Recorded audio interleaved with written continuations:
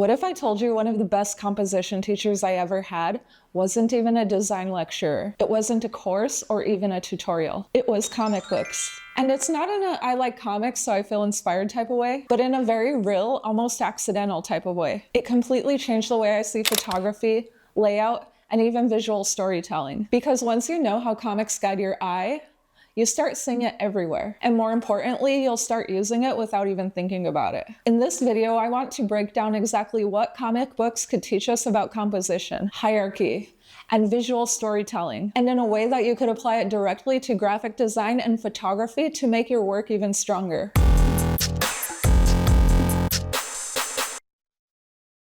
So recently I was working on something that is a bit personal, recreating a visual moment that I remembered from an old comic book cover. But I ran into a problem. I couldn't find the exact panel that I had in my head anymore. But I finally found something close enough, and then I realized something interesting. I had already recreated it, not consciously, not deliberately, but instinctively. And that made me pause, because if I could recreate a comic composition from memory alone, that means that the way that comics present visuals is sticking in a way that is stronger than what I initially realized. And that's where this video started.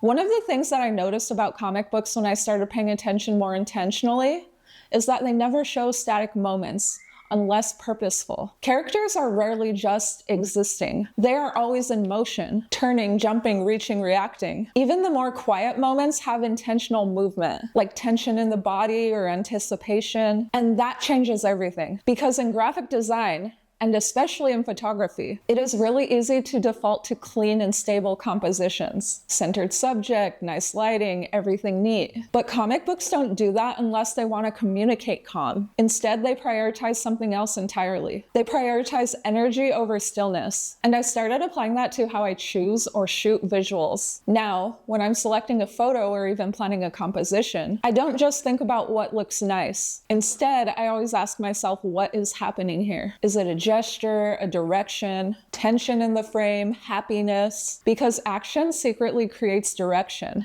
and direction creates visual interest. A hand reaching out a frame pulls your eye forward. A twisted torso, it creates a natural diagonal. A moving cape, a turning head, a shifting weight, it's all visual cues to the viewer. Comic books, they train you to think in emotion, even in still images. And once you see that, static compositions, they start to feel incomplete. The second thing that comics taught me, which is probably more important than the first, is hierarchy. We talk about it a lot on this channel. Every single comic panel, it asks you the golden question. What do you see first, second, and third? What do you understand last? The way that they control that is incredibly intentional. It's never just drawing your eye to something cool. It's about controlling the reading experience in an image. Your eye doesn't wander randomly through the comic page. It is guided through things like scale, contrast, framing, placement, sometimes even implied motion. Your brain is constantly being told where to look next. And is that not exactly what we do in graphic design? The key difference is that in comics, it's very obvious, where in design, it's more hidden. In design, we also have to consider things like alignment and balance. But comic books, they think in terms like visual sequencing. It's not about just designing a layout, they're designing an experience that unfolds over time, even though it's static. And then there was something that I didn't fully understand until I started breaking down the pages and realizing a good comic book page, it doesn't just look good, it reads well. And that idea of reading an image, it is something that I now apply everywhere. Whether it's a poster, a social media post, or even a photograph, I always ask, where does the eye land first? Where does it go next? And is that journey intentional? Because if it isn't, the image might still be pretty, but it won't be effective.